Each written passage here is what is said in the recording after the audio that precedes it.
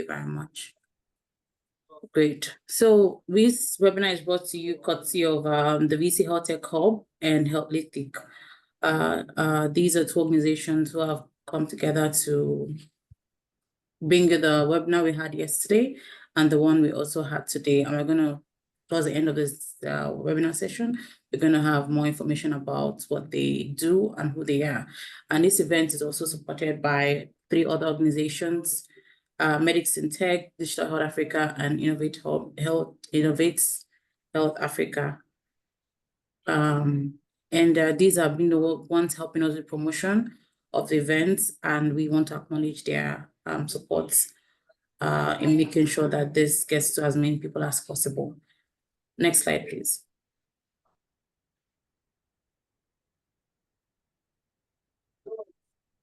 So today's session is on building a digitally enabled health workforce for Nigeria. And we're going to be looking at leveraging technology to upskill healthcare professionals, leadership, developing digital leadership to drive change, as well as equipping Nigeria's workforce for digital health success. So that's what we're going to talk about today. How do we upskill, talk about the workforce in the healthcare, outside the healthcare, general workforce digital health skill development. That's what we're going to be talking about today. Spend 1 hour having a panel session. You sent in your questions. We have a couple of questions as well. And we're going to look at these together and have a nice conversation. So also use the chat box to put in your questions. If you have any comments, let's make it as interactive as possible. Next slide, please. And so this is going to be, these are 2 panelists. First is Professor Arinola E. Joda, who's a clinical pharmacist and professor in clinical pharmacy and biopharmacy, University of Lagos. She has over 20 years of teaching and research in pharmacy practice and rational drug use. She is the vice president and treasurer of the African Pharmaceutical Forum, APF, and she leads the task force to establish an African-wide association of schools of pharmacy. And she has over 40 publications and a global speaker on pharmacy practice and public health. So she's our first panelist for today. And we thank you, Professor Joda, for joining us on today's panel session. And thank you. That's Dr. Joda. Sorry, let me. Okay. Thank you very much for having me. Good morning, good afternoon, good day, everybody. Thank you, ma'am. And next slide, please. For our second panelist, we have Dr. Victor Odumuyiwa, who is Director of NITDA IT Hub at the University of Lagos that fosters collaboration between academia, industry, and entrepreneurs. He has a PhD from Lorraine University, France, Associate Professor in Computer Science at the University of Lagos. Is an MIT Empowering the Teacher ETT Fellow 2013, leader of Machine Intelligence Research Group, MRG, focusing on responsible AI for application in public health, cybersecurity, and education. And he's IBM Certified Security Intelligence Analyst and Application Security Specialist. Thank you so much, Dr. Victor Odumuyiwa, for your presence today, and we're really appreciative that you're here to join us today. Thank you. Good, everyone. Thank you for having me. Pleasure to be here. Thank you. Okay. So thank you so much. And we're going to hit the ground running with the questions now. Like I said, please put your questions in the chat. If you have any questions, if you have any clarifications, if you're enjoying the session as well, let us know in the chat box that you're enjoying the session. So to hit the ground running, we're going to start with a little icebreaker question. Just trying to see what inspired, we can start with you, Dr. Victor, to what inspired you to get on this trajectory of digital innovation and workforce development? Right. Once again, good everyone. Let me say thank you again for bringing me here to be part of this program. My inspiration, I would say, starts from my course of study. I did computer science, and from there, I became a software developer and interested in digital solutions generally. But what made me to really go into more of working with the industry and more about innovation was based on an experience I had when I was the ICT director of the University of Lagos. I saw limitations in terms of having digital solutions to solve our problems and also to make sure all our activities are digitally transformed our processes.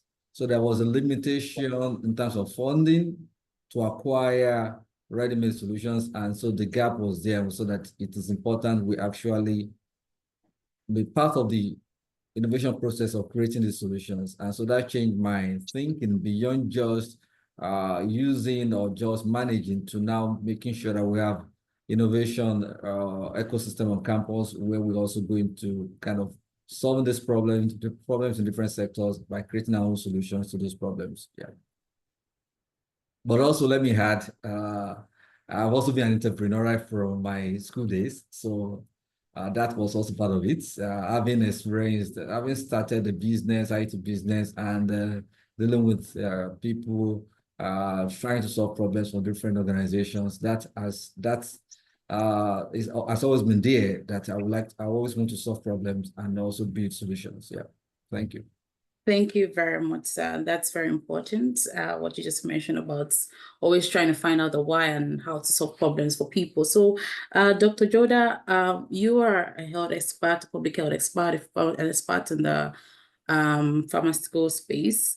So, how did you become involved in things digital health, and why do you think it's important for health professionals to also be involved in the digital health space as skill development?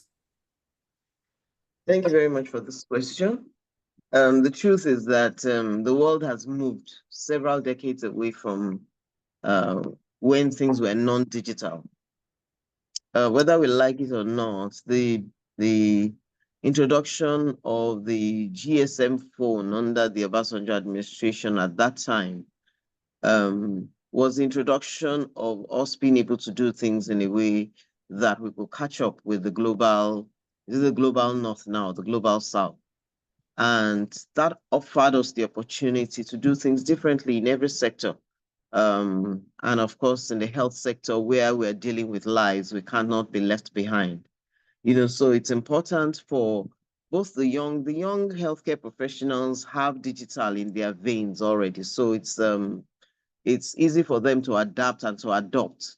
I talk to young pharmacists, young healthcare professionals today, and they're not looking at doing things the way traditionally that we used to do them.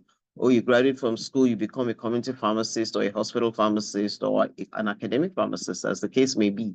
They're thinking of doing things in a way that solves problems. They're creating niches for themselves. And so those of us that are a bit older, we have no choice but to also get on board, because that's the way to get things done. That's the way to maximize the capacities that we have to ensure that we're able to offer better health for our people. So I became, not so much a digital health expert, but somebody that is able to capitalize on available digital solutions to do things a bit differently. Thank you so much. Thank you so much for that response, because it's important, not as much as we have to become experts, but we have to make use of the opportunities that are there. The world is moving ahead, and we have to make sure we are not left behind as it is. We have to catch up with the global north. So for you, Dr. Joda, I want to ask, what specific digital competencies do you think are currently missing in Nigeria's healthcare workforce, and how can these gaps be effectively filled? Well, I will start by saying that digital solutions would initially come and be worked by somebody. So we need to have a group or a crop of people that are willing to even explore what is available in digital space, to bring it into healthcare so as to improve our various offerings. Digital competencies that are missing, if you talk to different healthcare personalities, they will tell you different things. One of the huge issues with adopting digital solutions is that some of them are really quite expensive. some of them are not tailored to what we're doing in the healthcare space. And so we need them to be properly curated for use in the digital health space. And then we also need people that are interested and willing to try them on.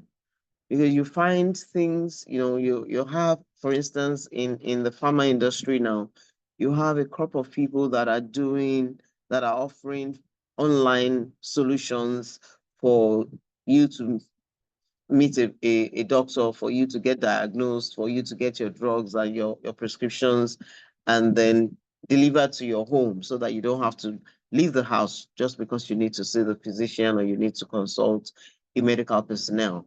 You have some that are already doing that and doing it well. And then you have some that are very laid back, very afraid to try digital solutions because of the fear that something can happen, something can go wrong, So these are some of the issues that are at stake right now. For those of us that are willing to try, we are still met with a number of colleagues that are not willing to try for whatever reason, including ignorance, including fear, including the thoughts that somehow this digital solution is going to cheat them of something. So first we need training. So we need not just training in the digital solutions themselves, but in the knowledge and the awareness that these solutions are here to help us do our jobs better. I've heard of people saying that, oh, these digital solutions are going to replace the healthcare provider. And I say it's not likely to be possible, because whether you will like it or not, it is somebody behind those machines. It is somebody behind those digital solutions. It will make the work more efficient. It will make the work more effective, but it cannot replace healthcare providers. So training is very important. Availability of local solutions, because there are some of the digital solutions that we may not be able to afford, but there are those that can be curated for us to use and for us to improve on and then move on to other things. I'll stop there for now. Thank you. Yeah, thank you so much. And I like what you said, which is that question that everyone keeps talking about now: would AI take my job?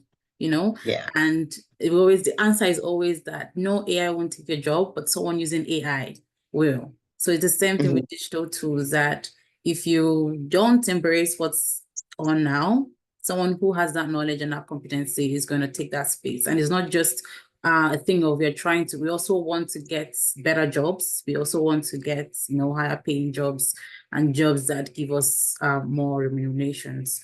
So thank you very much for that insight. And over to you, Dr. Dumiwa. I know you're not in the healthcare space, but you're very much in the IT space. You're very much in digital space. So this question is for across the industries. You are in a session with DS10 recently for their AI program. And there was something you said, I quote you had somewhere, and that was what inspired this question. So what digital skills are essential for today's workforce across industries? Because we're talking about that coordination between the academia, the industry, as well as the private organizations. So across these industries, how can organizations ensure that there is continuous upskilling in the face of evolving technology?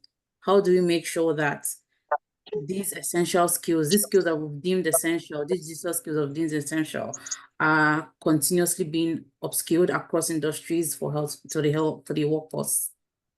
Okay, thank you. So there are two questions. Yeah. So the question about the digital skills, and I would say the basic digital literacy is very needed. You may assume that everybody have digital literacy. I can tell you that no. For a high percentage of Nigerians still need digital literacy training. So that basic digital literacy training is needed. The skill set, basic digital literacy skill sets, very well needed. Then AI literacy is important because today our world is already being driven by AI, and tomorrow the future is going to be really, really, really driven by AI. So AI literacy is very, very important. That's another thing that people have to, whether you're in the healthcare sector or any other sector, we need to be AI literate. Then data literacy. In fact, this is another area. Many people, they don't understand data, they don't understand visualization. And this is not an area where you say, do it for me. I mean, the workload is so high that you just should know how to do things yourself. So you don't have to rely on maybe another staff, you send it to that staff, do that for me. So your ability to quickly take your data and visualize things and know how to make your presentation, that's also very well needed. Cybersecurity awareness, because there is no way with increasing digitalization, the crime space is moving to the cyberspace, and that's where things will happen. So we have more and more crime in the cyberspace, more cyber crime, and so people need to be aware of cybersecurity and how to protect themselves. Very, very important. Also, things on data privacy, all those are things we need to know about. So we understand data privacy. We also understand things around even social media marketing, because you need to understand how to communicate, how to sell yourself. Yeah, today. So, nobody's going to make that noise for you if you don't make the noise. And it's by telling people what you do on social media that they will know you are capable of doing this and they reach out to you. So all this are part of digital skills that we need today in different sectors, not just in the health sector, across the board. And moving to how can we work on this and kind of government, industry, and academia, where we need a lot of curriculum alignment. A lot of things are changing. And so in the IT sector is already happening in the sense that, before we can have a discipline that is doing almost everything, but today we are broken those things down. So you can have a discipline that you call, like, let me just say computer science, what we used to call it. Today we have several other degrees that have things to do with computer science, but not just computer science. That means different level of expertise being created, and those areas now becoming new study area, new course of study. And so the same thing in the health sector and other sectors. So we have to look at the reality of today and design curriculum, and not just have it, we have been doing it, first degree in so and so, but we have to redesign all those things, because we need more of experts, not just someone that has broad knowledge. Today, we need more of people that have, you should have broad knowledge, but also have, high depth of knowledge in an area. That is what the industry today needs. They want people that are very good in one specific area and very deep in it. And so we need to align curriculum, review the curriculum, and align with the industry need and with the future need. And also there should be kind of internship opportunities. More of that is needed, so that we can, internship part of training. Apart from what you do in school, going for internship is also needed. Even internship between government and industry is also needed. Policymakers that do not understand what the sector they are regulating, what they're passing through, and how they operate. You will make policy, but you're not really very relevant. So if you also are part of them, you spend some months with them, you know what is going on in those industry, that helps you when you're trying to make some policy. And also, even those that are training talents, university, in other institutions, they also need kind of mix, going to the industry, and the industry also coming to university. So all this handshake can help us to build the skill, the necessary skill set for the future. And to conclude, the other things, but to conclude, I also say that funding is key. And I think that demands that the industry, government, and our academia, the academia should collaborate. Academia needs a lot of money to train people and with modern tools. And if you say they should get the tools, they should be not funding it, then that means the school fees will go very high, which we know is also not so easy to do in this part of the world. So we need that collaboration. And I will say it this way, and the way I put it during one of the forums I attended, most of the talents we are training is the industry that need them, and you want them to be ready, job ready. So what is your input as industry in helping the institutions training those people so that they can, produce people that are ready to help you move your business to the next level? So they must begin, industry should begin to think of how they contribute to what is happening in our institution, so that the products coming out will be very relevant to them and help their businesses. Thank you, Steve. Amazing. Thank you so much. That was a lot you said in a very short time, looking at different types of literacy, basic literacy, AI literacy, data literacy. Everyone needs to know at least basic Excel now, and how to visualize at least with Excel, or any of the BI tools. And cybersecurity awareness, definitely, with everything going into the cloud, going online, it's necessary that we have the skills, data privacy, social media marketing, digital marketing. And there's something else you touched on that I'd like Dr. Joda to also chime in on curriculum development. So we know it's not easy for curriculums to change. So, but Dr. Joda, I know you have experience with this. You're already smiling, I know. So can you share your thoughts around these challenges we have with integrating or updating curriculums? How feasible are they? And how do we practically make sure that in the near future that we have curriculums that include digital skills? Thank you very much. And as Dr.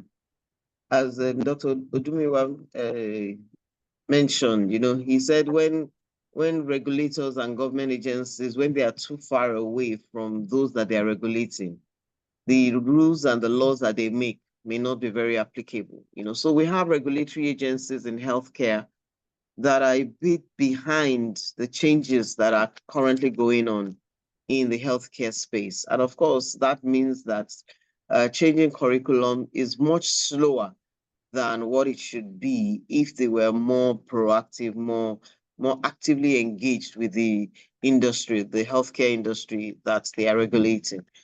So you have curriculums that needs to be revamped. In fact, by the time we're revamping curriculum in today's world, the curriculum is already expired because we started that curriculum change maybe a couple of years ago. By the time it finally gets approved, it was a couple of years ago's issues that we still have in the curriculum, and by the time it's released, there's already a need to change. I don't know how we can get our regulatory agencies in the health sector, and I just say in all the various sectors, to be more in tune with what needs to change on a per minute, well, maybe not per minute, but on a more realistic time scale, such that we'll be able to include those things that are currently on the front burner in training the students and in bringing out the new practitioners in health that will be very digitally enabled. With the issue of internships, a very good example will be when those of us in academia can also work out some 2 months, 4 weeks internship in industry, so that will also help shape the way we train our students. When you have been teaching a certain topic and then you go and do, even if it's just a 2-week stint in the industry in that area, and you see that what you are teaching is completely out of sync with what is currently going on, it will definitely make you change what you're teaching. So it's a two-way street between the regulatory bodies being in tune with the academia, as well as the academia being in tune with the industry. We hear a lot of the time, the industry says that our students are not, they are not industry ready. And as the example that, or the charge that Dr. Odumiwa gave, what is their involvement in academics? Again, I would say that tongue in cheek, because some of these industry players are really interested in coming into academia and sharing with our students and imparting knowledge. But again, some of the academic institutions have such inflexible programs that is even difficult to take on this those that are willing, talk less of those that are not willing. So there's a lot of things that need to change. There's a bit more flexibility that we need, both from the regulatory agency side, those of us in academia training the next generation of practitioners across various industries, and then ensuring that these products are continuously, they have what we call in pharmacy a lifelong learning attitude. So you don't graduate and say, oh, I finished learning everything that I can learn. They should have that in their mind, that there are things new coming out every day. I must not relax. I must not relax on what I have learned, but I must continually link myself to sources of knowledge, to sources of new information, such that they themselves also continue to upskill themselves, they continue to upgrade their knowledge, and they continue to do things better because they are aware of more information and more tools and more skills that are coming out every day. Thank you very much. Thank you, thank you, thank you. So one key thing, lifelong learning. So, and then that's, disconnect between the industry and the academia. It's something that needs to be bridged across all the industries, definitely, and across all disciplines as well. And lifelong learning, we never stop learning, we never graduate from school. So right now you can't, because even what you knew in this space last year, what we knew when ChatGPT came out and we felt this is the pinnacle of it all. Right now there are things that it's doing that I wasn't able to do 2 years ago. So we have to keep learning and upgrading our skills. So that's very important. But however, sorry, could I just give a quick example? I remember final year students in a couple of years ago. By the time they do their final exam, you'll see them, they'll throw away their pen and paper. They will throw it away at the exam hall and say, we're not reading again. We are done with reading. We have finished reading, And then in today's final year students, they don't do that again because they know that they have just been open into learning and learning and learning, So it's just to show the evolution that they themselves also know that they just started by the time they finish with their first degree. Thank you so much. Definitely. Thank you for that analogy. And this brings us to something interesting because the digital solutions are supposed to, bring everybody together. We want to bridge that gap between those who have and those who don't have, let everybody be on the same playing ground. But sometimes we see that there's a disconnect and there's a divide. And so we now see people or projects being more implemented in the urban areas than the rural areas. Something with capacity building, that's there's just that bit of those in the urban areas are not benefiting from those in the rural areas. So my question is to you, Dr. Joda, again, sorry, I'm coming back to you. In the healthcare space, how do we ensure that healthcare workers in remote and underserved regions benefit equally from digital transformation efforts? How do we make sure that they are not left behind? Well, we'll start by saying that in the remote and underserved areas, number one, there are even far fewer healthcare providers serving in those spaces. So the first thing is that to even get those rural and remote areas to have an equitable number of healthcare providers to meet the needs of the people in those regions. And the next thing then would be that they are properly equipped to be able to use digital solutions. Well, it all still boils down to regulation. If we can if our regulatory bodies can ensure that they do not, so you see within the urban centers, you see, XYZ hospital, XYZ pharmacy, every three minutes you see a pharmacy, you see a hospital or a clinic, you see a laboratory, a lab, but they are not that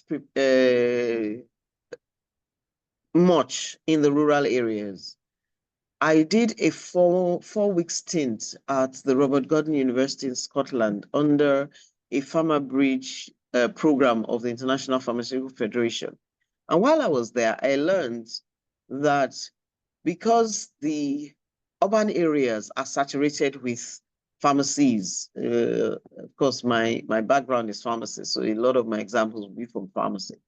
So because a lot of the urban areas are saturated with pharmacies, what the regulator does there is that when you want to set up a new pharmacy, they give you the locations that need pharmacy services. So you can't just decide and say, I want to open one beside my house because it's close to me. Beside your house is already fully served by pharmacy and other healthcare services. So they will inform you it is these rural areas that need pharmacy. So if you want to set up a pharmacy, you have to go there. Otherwise, there's no space in the city center. So this boils down to regulation. Because if everybody does what is convenient to them, they will continue to cheat the rural areas where quite a number of our people live, work, and play. So that's one aspect, how regulation can come in.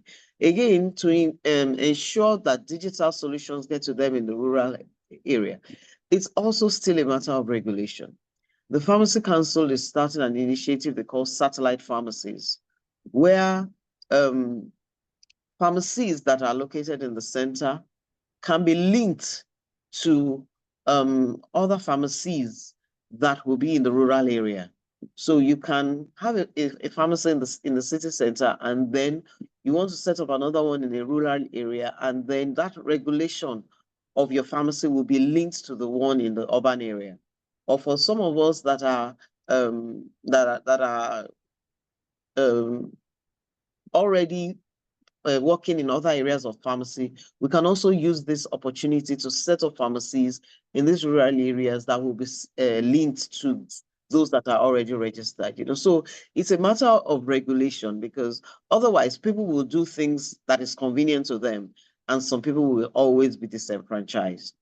So that's one way to go about ensuring that the remote areas are not left out. Thank you very much. Thank you so much for that. Regulations are very important. And so it comes down to what we have said before around the industry, the government, the academia, everyone speaking to each other to make sure that the people we are supposed to serve, actually everybody gets a piece of the cake. Everybody gets a piece of what's going around, and it's not just limited to one demography or the urban areas. And to you, Dr. Dumira, I want to ask, what are the biggest barriers to adopting digital tools in traditional industries, and how can companies overcome employee resistance to change? So the two-in-one question. The biggest barriers, we know there are big tech companies now, but there are some traditional industries that also have, what's the biggest barrier for adopting these tools in these traditional industries? And of course, the issue around resistance to change. How do we address that? Okay, thank you. So the first problem is about that resistance, cultural resistance. And well, it's a human thing, because people, some are afraid, some are thinking of different things, some think that they bring in that they're going to monitor us. So some are thinking they're going to see my mistakes, every record is there. And some that are not doing things the right way also feel like they will discover what I've been doing wrongly. So that is there, and it's not something easy to deal with, because there must be a kind of proper change. They have a proper plan. How do you plan change? How to implement change? You have to really plan it, because one of the things that can be done regarding that is to carry your workforce along when you are bringing a new change. You don't just bring the solution and say, start doing this. You make them be part of the design, the development. Even if you are acquiring a solution, you are buying it, you make it part of the decision process that is needed to get these things, but not that you made a decision, just bring it to them. So they are part of it. They see that this is going to help us, and you actually make a lot of campaign about the benefits of this, and also allay their fear that what they are fearing, this is not going to create a problem. I mean, it's going to even really help you. So that is very necessary. Another thing that is there is skills gap. I mean, that is another major problem, because they are not skilled enough. They are afraid of you bringing something, and they feel like you will send them out of this company, because now that you discover that I cannot use a computer, then you want to employ somebody that can use a system, and I will be losing my job. So that's another problem. So anything they can do to shut down the new system, they will try to do through all the different fronts. So that's another thing. So that is also about training. You prepare them ahead, and you start training them and assuring them. Yeah, give them some period to kind of upgrade themselves. So before you now bring your hammer in, if you need to bring your hammer in, because some will still not upgrade. So that is normal. And also the other thing is about one of the reasons why people are afraid is also about data security. Like I mentioned earlier, privacy issues. Some are very, in fact, let me tell you, at the time, a professor of computer science was telling me that a professor of computer science that let me not mention the gender now. The person says that the person was not going to be used, what do you call it? credit card or debit card, anyone, because of the knowledge the person has about security. So the person has the knowledge about it, and also knows that this thing also, there are crimes that also kind of measures to, but they refuse to use it because of the knowledge the person has about it. Talk less of somebody that does not even understand how it works and is afraid that my money may disappear all of a sudden. And so you can understand why some people are afraid. So they need to be also trained. It's more about awareness and continuous training so that they know that, yes, there are crimes going on, but you can be protected. These are the things you need to do and you stay protected. So those are the things I think can help. I mean, we've seen the reason why they are resisting the change. And so we discuss with them, carry them along, and we'll train them. And I think that can help them to come on board and give them some time to upgrade. Yeah. So.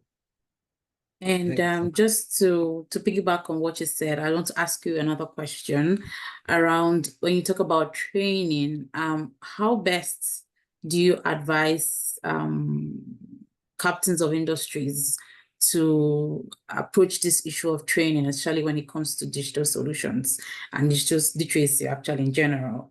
How do you advise the approach? Is there a framework in the country, or are there some examples or some instances or some training platforms that you can say, okay, you can use this to train your people, or there is this curriculum existing, or anything like that you can use as sort of guidance for people who want to build capacity for their workforce? So the first thing I would say is you have to assess your workforce. You can't plan any training without knowing their current level. So if they have all gone beyond digital literacy, that means they can use the system, they can do some things, they can, then they just need more skill set that can help them to be more productive in the area of work.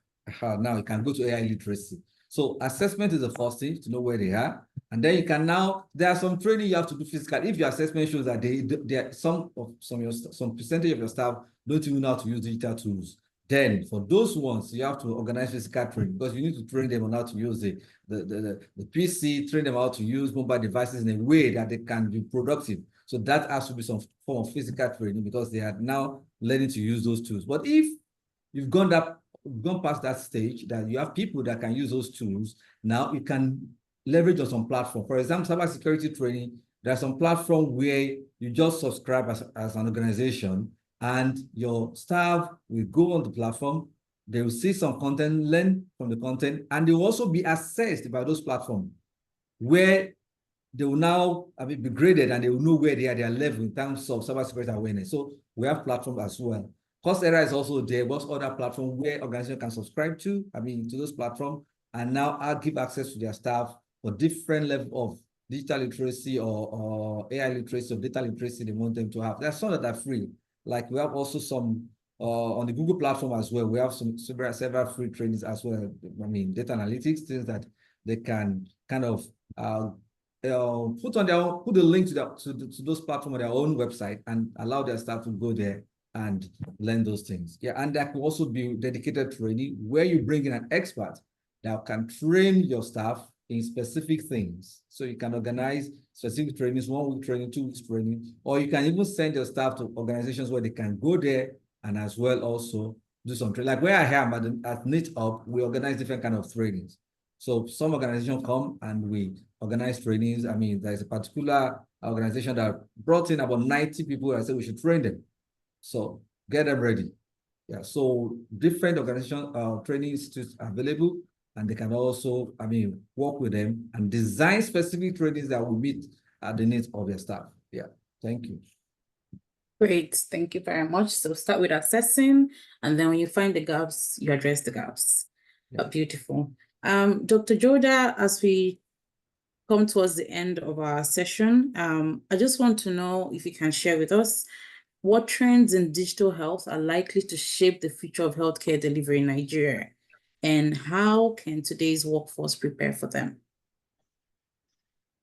Okay, the trends that we're seeing right now range around telemedicine, telehealth, electronic health records, and utilizing that space to ensure that our patients, our clients, live the best lives that they can without having to move around as much as they used to. So if somebody that needs a healthcare provider can use a telehealth service, will link to a physician, will get a prescription, will link to the pharmacy, get the drugs dispensed, and that pharmacy will then use a delivery service to deliver the drugs to the person's home, so that the person has undergone the entire health spectrum without really leaving their houses. And this calls for us to train our healthcare practitioner students in a way that they can effectively manage patients without actually seeing them face to face. The traditional way to see patients or to diagnose patients is they're right there in front of you. You are able to percuss or palpitate or, the various terms that we use. But now these telehealth services have the healthcare provider explaining to the patient, do this on yourself, and then I will hear or I will see what may be wrong, or that was whatever I need to see to help me make the diagnosis that is necessary. Also, of course, there are tools that the virtual tools that can also assist in doing this if the healthcare service has access to them or is subscribed to them, such that the patient can utilize them at their end, and the healthcare provider has access to the data. And with the use of all this fitness devices and other point of care devices that patients have access to, including the fitness trackers, the BP, continuous monitoring of blood pressure and other indices through watches, smartwatches, smartphones, and all that. So we need to be able to train our healthcare professionals to be able to utilize the data to interpret the health of their patients, such that the diagnosis will be accurate, the prescribing will be accurate, and the selection of drugs for the patients will be what the patient really needs. And so when we have seen that this is the trend of healthcare from the face-to-face to the virtual realities, then we also need to train our healthcare providers to be able to deliver this service. And as I said, many young healthcare providers today are going out of the traditional healthcare space. So you have those that are into pharmacists that are into delivery services. They have like Advantage Health Africa. You can request for your drug, and they would source it from a pharmacy close to you and then deliver it. You have inventory systems that are completely digitized now.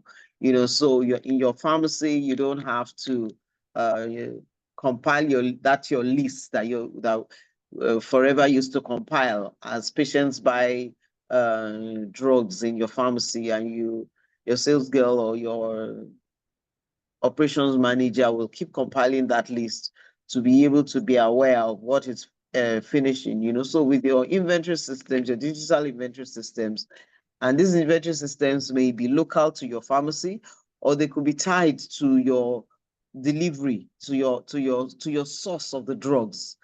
So these are some of the innovations that are currently on, where the supplier of the medicines already has your data.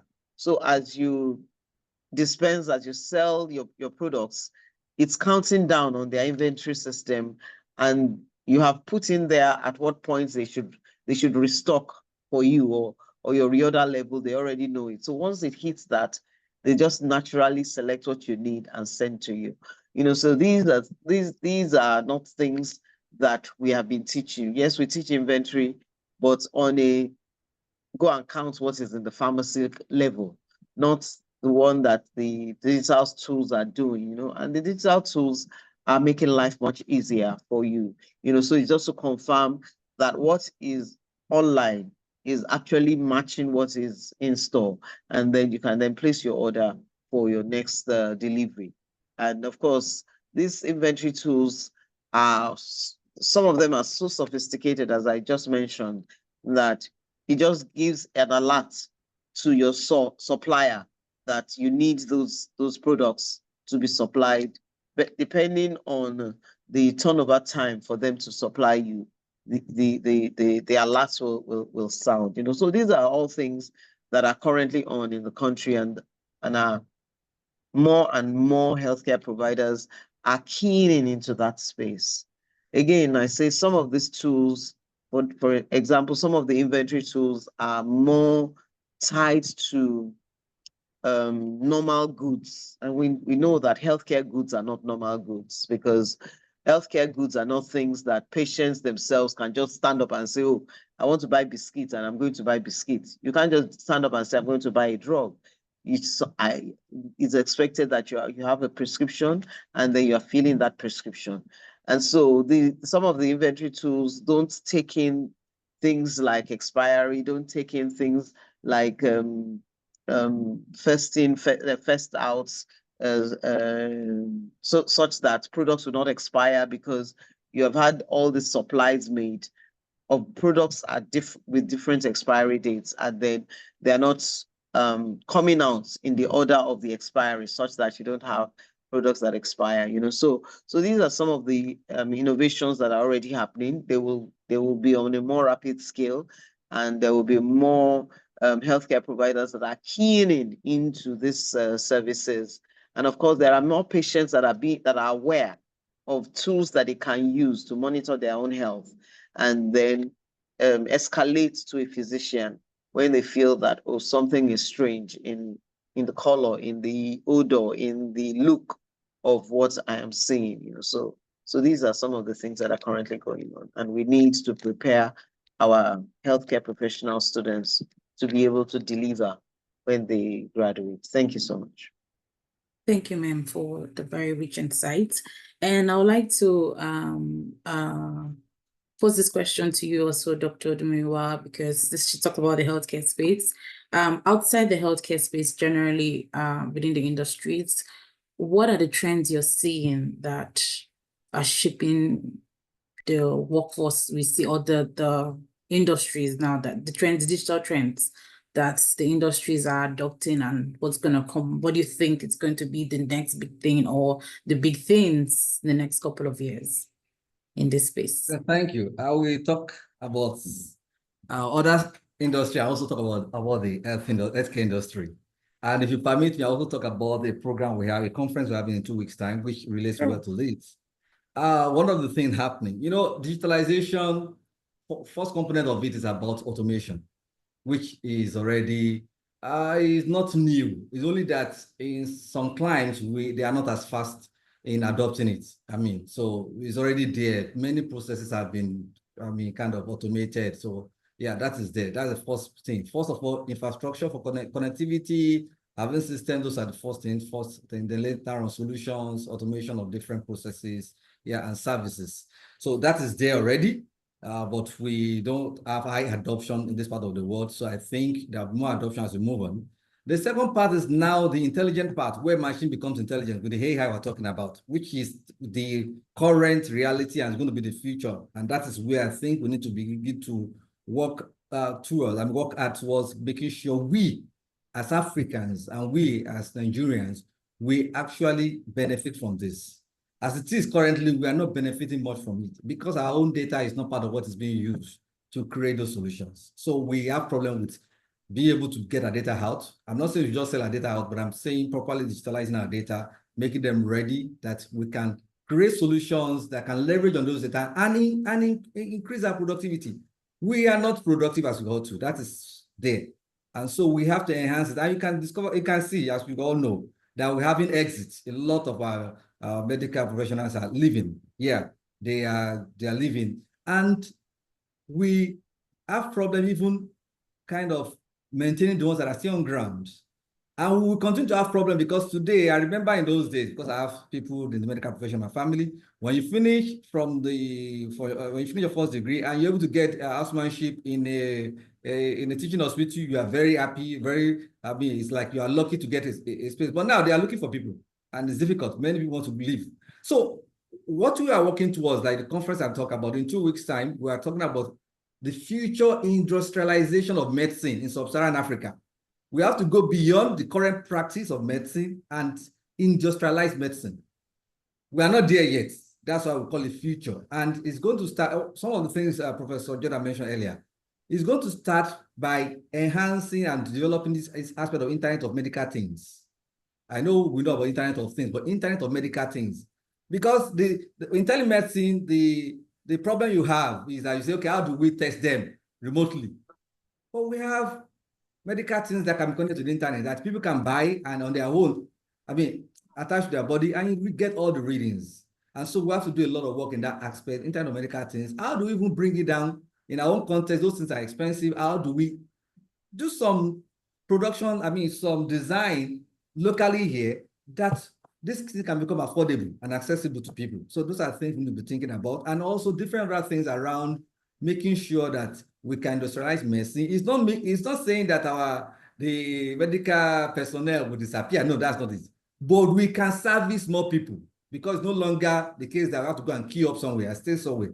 Now we have different things making it more better and faster. So we enhance the productivity of the few personnel we have, and we automate things that can be automated. Anything that is not so dangerous that can be automated, we automate it, and we let AI to do some first level of, triage. Going to know how many people really should be seeing a doctor today. What are the cases that are so critical? That AI can do for us based on data they have. We can, okay, this one can still wait. This one can still wait. So these are things we need to begin to think about, work towards it, and build a solution, not just import solutions. Also, in our locally, begin to work towards building the solution. So that's what the conference is all about in 2 weeks' time, 26th to 28th of November, University of Lagos here at Faculty of Social Science Lecture Theatre. We're going to have 3 days engagement, discussions, research papers presented, solutions being demonstrated, and also, having that kind of collaboration between the industry, academia, and government, and see how can we push this agenda and plan our future, because we know their population is so huge and we are not being taken care of medically. We are not there. So how can we industrialize this and be sure that in the next 2-3 years, we'll still be able to get medical attention when necessary and when needed? Thank you so much. Thank you. And there's something you said that I was like thumbs up for, because we all know that these AI tools are being trained by data. And if your data isn't used to train it, there's bias. So it's necessary that we also can produce data that can be used to train these AI tools. Yes. So that's necessary and very important. Thank you very much for that. No problem. Excuse me. Yes. So to sort of wrap up, we just have one more question. We have a question in the chat that we can take before we ask the last questions before we wrap up. So it's in line with the conversation we're just having now. Dr. Joda, you may take this, or Dr. Dumi, any of you. Someone asked, can we list some digital tools that are used in the clinical space in Nigeria today? Okay, I think we've both actually listed some of them already. Telemedicine is already in use. We have cases of remote assessment of patients. The patients are in one place, you are somewhere else, and then of course these Dr. Dumira has the terminology. I know what is happening. He called it the Internet of Medical Things, where patients can have these tools that will take the readings, and then the healthcare provider will be able to read the rest of the results and then take a decision thereby. So telemedicine, we have clinical decision support system already also ongoing, where a tool that uses machine learning to extract medical knowledge from available information that will help in assisting in the decision making that is necessary. There was a joke well, I don't know if it's a joke or if it's a reality, a couple years ago, about this guy that wanted to buy pizza. And by the time he got to the pizza hub, he was told by the machine that he should not buy the pizza. And he was like, he wants to buy the pizza. And the thing told him that your health status shows XYZ. And he said, what do you mean? How do you know that? He mentioned something else, and the machine told him that you are right, you can't afford it because your bank account already shows that you do not have the money. You know, so the thing kept on telling him things that was linked to him having signed up for a service, and it had then had access to several other things that was, you know, so, but that's a way to show that clinical decision support making is being supported by digital tools. And then what I was trying to explain earlier, and which Dr. Dumio also mentioned, is augmented reality, where we use virtual reality to be able to see and to make decisions and to identify what is going on. You know, so you're able to generate a 3D image. You know, I watch a lot of medical and cop shows, and you find in some of these cop shows, you know, they have tools that will help them to say, oh, they're looking for this person. They last saw him when he was age 20, and then they have a tool that can help them to age that person based on the information about how he has lived his life so far. And then they will get a realistic image of what he should look like now, 30 or 40 years later. And then they will take that picture and use it to try and trace him. You know, so all of this has to do with digital solutions, augmented reality, and tools that are available to be used. Of course, AI is where as somebody said in a lecture I was in last week, you know, said artificial intelligence is intelligence that is already here with us, but it is being digitized, and the digitalization is based on data. As we have already mentioned here, when the data that is used to train the artificial intelligence is not something that is obtained from our environment, then we may not be certain that the decisions that are made from that service will ultimately pay our people, you know. So and that's in the clinical space. In the pharmacy space, we have them for inventory, we have them for delivery, we have delivery both for the retailer, from the wholesaler to the retailer, from the manufacturer to the wholesaler to the retailer, as well as delivery to the final user of the final user, the client that needs the facility. And then we have some of these current facilities. I mentioned Advantage Health Africa, Pharma Solutions, and a couple of others of them. They are able to even Alpha Pharmacy. They're able to help source very scarce commodities. You know, so if you get to their facilities or you get on their sites and you say you're looking for ABC that you have not been able to find, they're able to find it from wherever of their partners that they have that has it, and then deliver it to you. So it's not you walking around from pharmacy to pharmacy trying to find the item anymore. But with digital solutions and the beauty of collaboration and working together, they are able to deliver those services to you. There was an insurance, or is it a health maintenance organization? I saw their billboard a couple weeks ago, and it's like, who says you have to leave your home or you have to battle Lagos traffic to get your healthcare needs met, you know? And so this is because of what is available currently and into the future using digital tools. Thank you so very much. I don't know if Dr. Dumio has more to add. Thank you.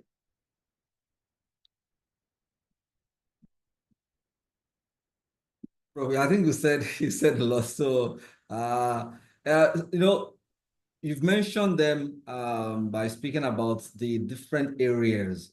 So specific tools, we don't have all those names, maybe specific product from different vendors. So we don't have the names, but you know what about augmented reality, virtual reality. So we can now begin to search for specific tools in those areas. So there are so many tools, so many. In fact, there's a tool that I remember at the time there was a doctor that said, okay, if you want to attend to a patient, tell the patient, go online to this platform. That platform is for diagnosis. It would ask you several questions and you answer. So the normal clerk and every other thing they do, the report that will be generated and you take to the doctor. So the doctor will now look at that report. I can't remember the name of the tool. I've forgotten the name of the platform. So the doctor will now look at that report and it will help him. Even the things he was not thinking about, that will be a problem. Because the platform will have asked several questions and bring out different things because the platform was built based on knowledge of several experts. Then it helps the doctor to be able to take the right decision and to reduce the time you're going to spend on you because you are bringing a report from the system and easily can look at what he needs to do and ask you specific questions he needs to ask and understand your problem and give you your prescription. So many solutions out there and we just need to start trying them out. Yeah, thank you. Thank you very much. Sorry, Danny, before you go, I was going to say that also in training students, there's use of virtual reality now. I mentioned I spent 4 weeks in Robert Gordon University, and it took me to one of their partner institutions where they use virtual reality to train medical students in the at their first clinical level. Medical students do what we call the whole body and then the head and the neck, you know. So with virtual reality, they are able to actually see and feel the muscles, the blood vessels, the nerves, as though they have somebody right there in front of them. And so the training, it makes number one, of course, the initial cost may be expensive, but over time, it cuts down the cost of training because you can train much more students using virtual reality than having to have bodies that will be dissected and discarded, and another set of students will need another body, you know. So all that is available now. May not be completely available in Nigeria, but we're all moving in that direction. In training students, you know, COVID brought a lot of things because we couldn't get to school and we needed to be trained, you know. So a lot of these institutions abroad were able to pivot very quickly to training students digitally because of these solutions that are available.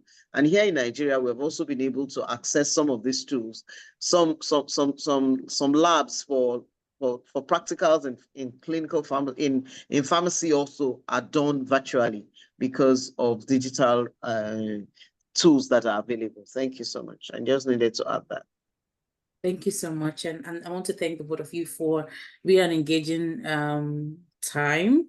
If you have any, I don't know if you have any last words or anything you want to talk about or anything you want to mention or chip in to just, you know, wrap up your sessions, either of you, Dr. Udumiwa or Dr. Joda. Any last comments or last words?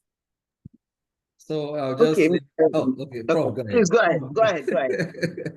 Go ahead. So I'll just say that as a nation, we need to wake up. Things are changing and changing fast.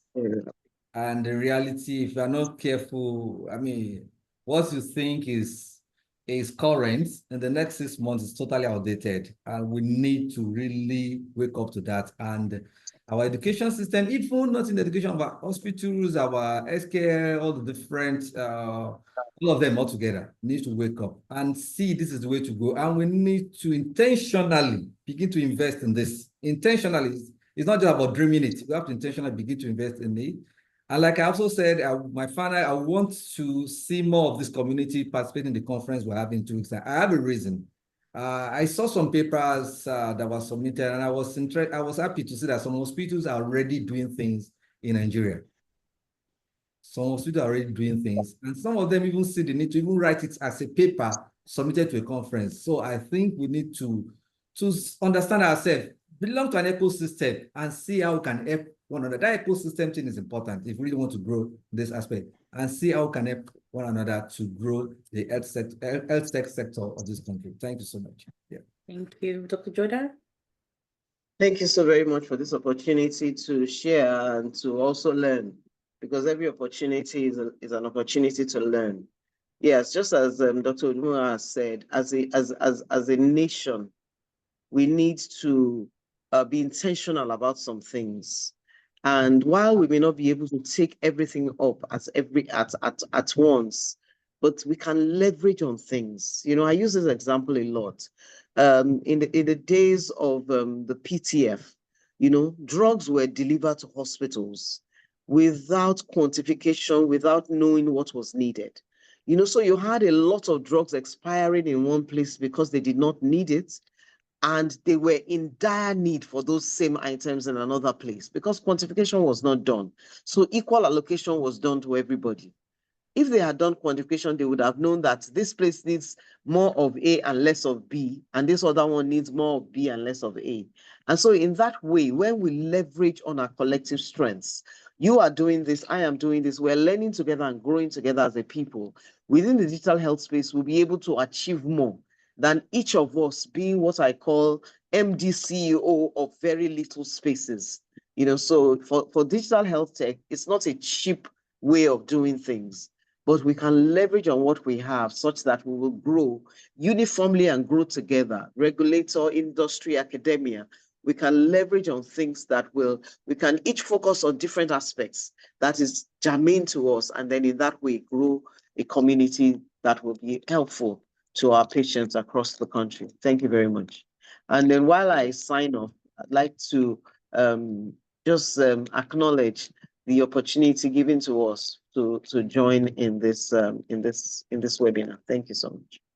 Thank you so much, the both of you, Dr. Demiwa and Dr. Joda, for sharing your words of wisdom with us. It's been an exciting 1 hour, and we just have a few minutes to wrap up. If you just hang in with us. Sorry, let me tell you that as of 4 weeks ago, I became Professor Joda, if you don't mind. I'm sorry, man. Professor Joda, it's not easy. I know everybody has known Dr. Joda. So I said before we go, I will remind you that it's now Professor Joda, if you don't mind. Yes, congratulations. And congratulations. Thanks so much. That's amazing. Thank you for sharing that with us. And apologies that I've been calling you doctor. Congratulations once again. No problems at all. Just pulling your legs. Thank you. I understand, ma'am. Thank you for the time. And just as we want to wrap up, Obina, can you share the slide? We have a couple of just housekeeping rules, 2 minutes, and we're done. To share with you all. Obina, please the slide. So like we mentioned, we have some supporting partners that have helped promote this event, and we'd like to give them the floor to just share a bit of what they do.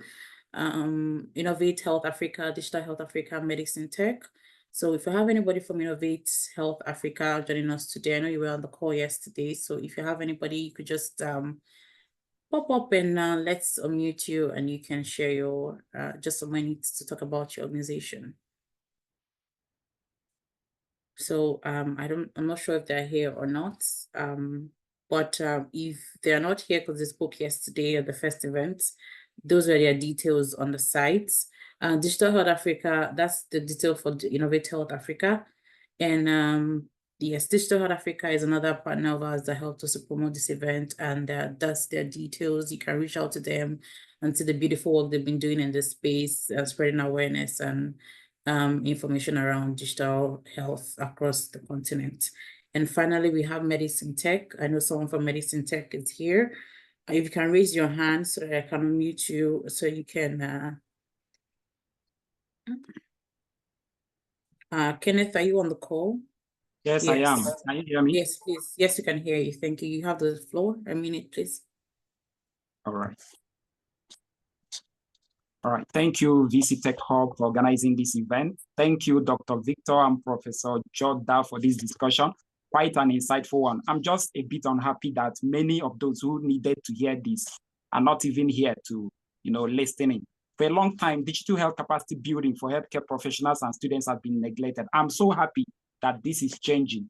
This aligns perfectly well with our mission at MIT where we are in the business of making healthcare professionals and students adopters, advocates, and pioneers of digital health solutions. So we have a well thought out digital health literacy curriculum and mentorship for this cadre of individuals. So we launched an on-demand digital health academy learning platform in March 2024 this year, just like Udemy or Coursera for digital health.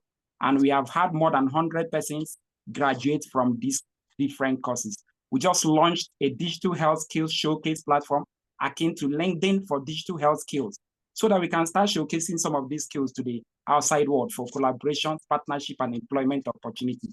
And finally, in resonance with what was discussed today, we have a 3-day national telemedicine proficiency workshop coming up in December in collaboration with a notable telemedicine platform vendor in Nigeria for all undergraduate students in their upper years and all healthcare professionals. You know, we are desperately in need of all these, and we are pushing it.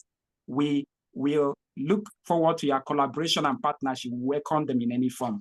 So you can reach out to us using the information. And if you would like to take any of our on-demand courses, as we said, you can visit our website or reach out. Thank you so much again for the opportunity to speak to you. I enjoyed this section. Thank you. I took a lot of notes. Please, if you took notes, if you had some aha moments, you can share on social media. Yes, I will. Yeah, this also goes to everyone. The comment section has been nice and engaging. The chat box, and we want you to also take that conversation out of this place to just share the things you've learned and the aha moments you've had. So just to say thank you once again, I would like to call up my colleague Obina, who has been co-creating this with me from the Healthlytic Limited. So Obina, over to you just to say hi and bye to everyone, and we can call it a day.